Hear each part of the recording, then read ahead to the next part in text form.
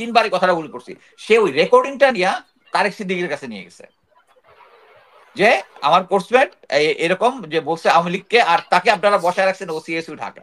But Akter Hamid Khan, মানে যিনি আমার সিও ছিলেন, যিনি টোটালি আওয়ামী লীগ, কোনো ডাউট নাই, বাট কোনো কারণে আমার সাথে তার ভালো রিলেশন ছিল। ইভেন আমেরিকায় উনি যখন আসছে আমার বাসায় উনি দাওয়াত খেয়ে গেছে।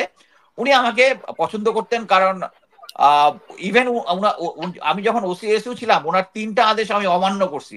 একবার একটা মেজর মুনির নামে একটা অফিসারকে সাপোর্ট করতে বলছিল, আরো 2টা আমি ভুলে গেছি স্টোরিটা। তো উনি করছে কি, উনি সাথে সাথে গেছে হচ্ছে তারেক সিদ্দিকী।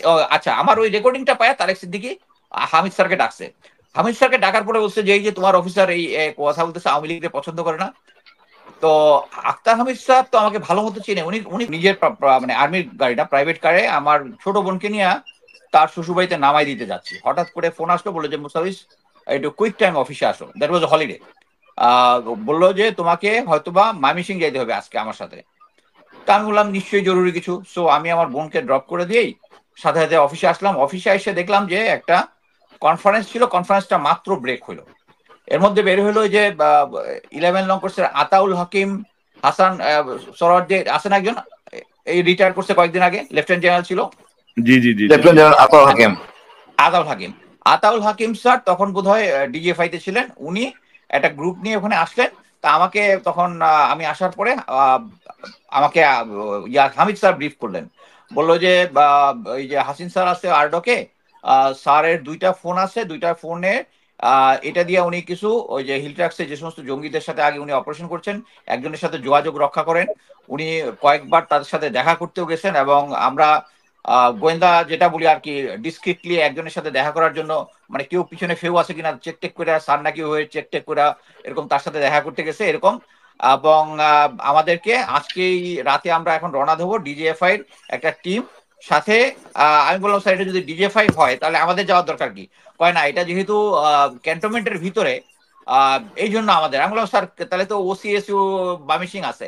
অ্যাকচুয়ালি আমি স্যারের সাথে কথা বলে যেটা বুঝলাম, যেহেতু আমি একটু স্পেশাল ফোর্সের কমান্ডোদের ছিলাম এবং এই ধরনের কাজের জন্য উপযুক্ত, মানে হাসিন স্যারের মতো একজন টাফ গাইকে ধরার জন্য উনারা যেহেতু ক্যান্টনমেন্টের ভিতরে এটা একটা টাফ হবে, সেই ইয়াতে আমাকে নিয়ে গেছে। সো আমাকে যখন নিছে তখন আবার একটা জিনিস বলছে যে স্যারকে আমরা ওখান থেকে তুলে নিয়ে আসবো। তা আমি তখন আবার বললাম যে স্যার উনি তো সার্ভিং অফিসার, উনাকে তো একটা মানে অ্যাটাচমেন্ট অর্ডার দিলেই তো উনি ঢাকায় চলে আসে। তখন আমাকে বললো যে তখন ডিজিভাই ছিল হচ্ছে Mamun Khaled sir, major general Mamun Khaled. Mamun খালেদকে তখন হামিদ স্যার বললো যে মামুন খালেদকে এই পয়েন্টটাই দেওয়া হয়েছে, কিন্তু উনি মনে করছে যে কোনো সময় হাসিন স্যার নাকি পালাই যেতে পারে। তো এখন as a point of view OCSU, আমি যদি আমাকে ব্রিফিং করা হয় সিনিয়র অফিসাররা যে উনার সাথে জঙ্গিদের কানেকশন আছে, ফিউচারে উনি সেনাবাহিনীতে অস্থিরতা তৈরি করতে পারে, it's my duty to follow his order. So আমি এবং 2টা গাড়ি নিয়ে, 2টা এসইউভি, 2টাই ছিল ডিজিএফআই এসইউভি নিয়ে, একটার মধ্যে ছিল হামিদ স্যার, আরেকটার মধ্যে আমি ছিলাম, এবং ডিজিএফআই 2জন অফিসার ছিল। আমি অ্যাকচুয়ালি নাম একজনের নাম মনে আছে, বাট আমি এখন বলতে যাচ্ছি না, কারণ দে আর ভেরি জুনিয়র অফিসার। আর আমরা চলে গেলাম ওখানে। আমাদের এইম কিন্তু ছিল শুধু হাসিন স্যার না, ওখানে ছিল আব্দুল্লাহ আলী জাহিদ, আরেকজন অফিসার। আমাদের ইয়া ছিল ওখানে ওই 2 অফিসারকে স্যার, মানে জিনিসটা ছিল ওই 2 অফিসারই, মানে স্যারের সাথে বোধহয় জাহিদ স্যারের খুব ভালো কানেকশন ছিল, এবং বিকালবেলা প্রায় ওনারা হাঁটতো এবং দুজনে কথা বলতো, এবং ওনাদের কিছু ফোন রেকর্ড টেকর্ড আছে যেগুলো সাসপিশাস। সো প্ল্যান ছিল হচ্ছে উনাকে এবং জাহিদ স্যার দুজনকেও পিক আপ করতে হবে। আচ্ছা, তো এই ব্রিফিংয়ে আমরা রওনা দিলাম। রওনা দেওয়ার পর আমরা যখন ময়মনসিংহে পৌঁছলাম তখন বোধহয় হরতাল চলতেছিল ময়মনসিংহে, আমার যতদূর মনে আছে, মানে টানা হরতাল চলতেছিল ওই সময়টায়। তো আমরা যখন ক্যান্টনমেন্টে ঢোকার আগে তখনকার ওখানকার যে ডিজিএফআই ছিল কর্নেল মইন সম্ভবত, কর্নেল মইন 15 নং কোর্সের 15 নং কোর্সের মইন স্যার, এই ইউএসএ তো ছিল কয়েকদিন আগে ডি হিসাবে, আমি এসে পাইছি তাকে।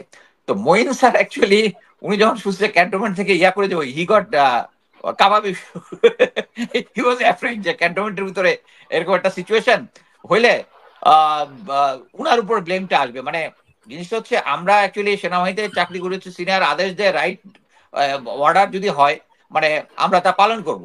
যদি আনলফুল হয় ওইটা আমি যদি কনভিন্স হই তাহলে করতে হবে। আমরা তো এখানে যেহেতু আমাকে সিনিয়ররা বলছে যে স্যার হচ্ছে জঙ্গির সাথে জড়িত, তখন আর অন্য কোনো কিছু আসতেছে না। সো উই ডিসাইডেড যে স্যারের সাথে আমার আমার স্যার যেহেতু জঙ্গির সাথে জড়িত, আমরা স্যারকে অ্যাপ্রিহেন্ড করতে যাচ্ছি। যদিও এটা রুলের বাইরে, যে ইউনিফর্ম পরা অবস্থায় আমরা চলে গেছি তাকে ক্যান্টনমেন্ট থেকে ইয়ে করতে। আচ্ছা, স্যার মানে খুব শেকি ছিলেন। তারপরে আমরা যেটা করলাম, আমরা একটা গাড়ি নিয়ে হামিদ স্যার, ডিজিএফআই দুইটা অফিসার, 1 2 3, হ্যাঁ দুইটা অফিসার আর আমি, আর সাথে একজন ড্রাইভার ছিল, গিয়ে আমরা গাড়িটা নিয়ে থামাইলাম। প্ল্যান ছিল এরকম যে আক্তার হামিদ স্যার চলে গেছে আর আমি ছিলাম পিছন দিকে, I was as a backup. Hamid sir আসলো, এসে স্যারকে বলছিল যে ওই যে ভাবির কথা বলে গাড়ির কাছে নিয়ে যাবেন, নিয়ে যাওয়ার পরে স্যারকে পুশ করে গাড়িতে উঠাবে। তো স্যারকে যখন মানে আমাদের তখন একটা ইয়া ছিল যে স্যার তো শাউট টাউট করতে পারে, মানে ক্যান্টনমেন্ট এলাকার মধ্যে শাউট টাউট করলে it will be big crisis, so has to be very quick. So তখন স্যার অ্যাকচুয়ালি শাউট করেনি, শুধু বলতেছিল, সম্ভবত কিছু একটা বলতেছিল, আর ইয়াসিন স্যারকে বলতেছিল, ইয়াসিন স্যার বলতেছিল, এই হামিদ কি করতেছিস তুই, মানে যখন ইয়া করতে, তখন মানে স্যারকে যখন পুশ করতে পারতেছিল না হামিদ স্যার, আমি এসে স্যারের দুই বেল্ট কোমরের পিছন থেকে বেল্ট ধরে উপরে উঠায় আমি জাস্ট ইমব্যালেন্স করে দিচ্ছি। স্যার যখন ইমব্যালেন্স হয়ে গেছে তখন পুশ করে ভিতরে ঢুকাই দিলাম। তো স্যারকে যখন ঢুকাই দিচ্ছে, স্যার আবার ওইদিকে যে অফিসার ছিল ওইদিকে ঠেলে বের হয়ে যাচ্ছিল। তো আমি আবার উল্টা দিয়ে গিয়ে ইয়া করার পরে আবার ইয়া করে ওই জিনিসটা স্ট্যাবল করলাম। তখন স্যার একটু কাম ডাউন হলো। এরপরে স্যারকে নিয়ে হামিদ স্যার চলে গেল হচ্ছে ইয়াতে, ঢাকা চলে গেল। আর আমি আর ডিজিএফআই এর একটা অফিসার আমরা একটা হোটেলে রয়ে গেলাম, যে এর পরের দিন, কারণ তখন আমাদের প্ল্যান ছিল যে উইকেন্ডে গেছে হচ্ছে ইয়া স্যার, ওই যে জাহিদ স্যার, আব্দুল্লাহ আলী জাহিদ স্যার। ওই আব্দুল আলী জাহিদ স্যারও কিন্তু কমান্ডো, মানে চাকরি করছে স্যারের সাথে। যখন এই জিনিসটা আর হইলো না, মানে স্যার আর আসলো না, এর পরের দিন আমরা একদিন হোটেলে থেকে আমরা আবার ব্যাক করলাম ঢাকাতে। পরে আব্দুল্লাহ আলী জাহিদ স্যার এর পরের দিন ঢাকাতে অ্যাকচুয়ালি ওখানে অ্যারেস্ট করে স্যারকে এআইসি তে হ্যান্ড ওভার করে দেওয়া হয়েছিল। এইটা হচ্ছে স্টোরি। তো এই জাহিদ সাহেবের পরিণতি কি হয়েছিল? উনি কি বের হয়েছিলেন পরে? না না, জাহিদ স্যারেও অ্যাকচুয়ালি জাহিদ স্যার বোধহয়, স্যার আমার খেয়াল নেই, আপনার কি মনে আছে স্যার জাহিদ স্যারের? জাহিদ আমার আগে বের হয়ে গেছে, কোর্ট অফ ইনকোয়ারি হয়। তারপরে যে ইস্যুতে ওরা আনা হয়েছিল, অ্যাকচুয়ালি যা বলা হয়েছে, বেসিক প্রবলেমটা হলো মামুন খালেদ, মোল্লা ফজলে আকবর, এদের মাস্টার প্ল্যান। আর এগুলি তথ্য দেয় জিয়াউল হাসান, ওই যে বললাম প্রথম পিছনে ঘটনা। এবং এইম ছিল কোন একটা যদি অভ্যুত্থানের সাথে জড়ানো যায় হাতে থাকে, তাইলে আর কোন দরকার নাই, মাইনাস কোন একটা কিছু করা যাবে। আচ্ছা, আমি আরেকটা জিনিস বলি স্যার, মানে যখন আমি এই অপারেশনটা করে আসছি, কোরিয়া ক্যান্টনমেন্টে আসছি, আসার পরে আমি এই সিচুয়েশনটা নিয়ে, মানে আমার এক পোস্টমেট মেজর বোরহান ময়মনসিংহে আছে, তার সাথে আমার সিভিল ফোনে কথা বলছি, যে আমি যে জিনিসটা বুঝলাম না, হাসিন স্যারের সাথে নাকি জঙ্গি কানেকশন, এটা তো মিলে না, হাসিন স্যারের ক্যারেক্টারের সাথে মিলে না, জঙ্গি কানেকশন বলতেছে। আবার আমরা তাকে তুলে নিয়ে আসলাম, মানে আমি ঠিক জিনিসটা তালগোল পাকাই দিয়েছে, এটা তো হাসিন স্যার এরকম হওয়ার কথা না, হইলে কেন যে আমরা ক্যান্টনমেন্ট থেকে তুলে নিয়ে আসলাম, এটা নিয়ে এখন আমি ক্লিয়ার পাচ্ছি না। বাট এখন স্যাররা এআইসি তে আছে, এরকম একটা কনভারসেশন হয়েছে আমার পোস্টমেটের সাথে। জিয়াউল হাসান যেহেতু এই জিনিসটার উপরে কভার করতেছিল, এবং অ্যাকচুয়ালি আমি ভুলে গেছি ব্রিফিং এর মধ্যে বোরহানের নামটা আসছিল, যে তাদের সাথে কার কার ভালো খাতির।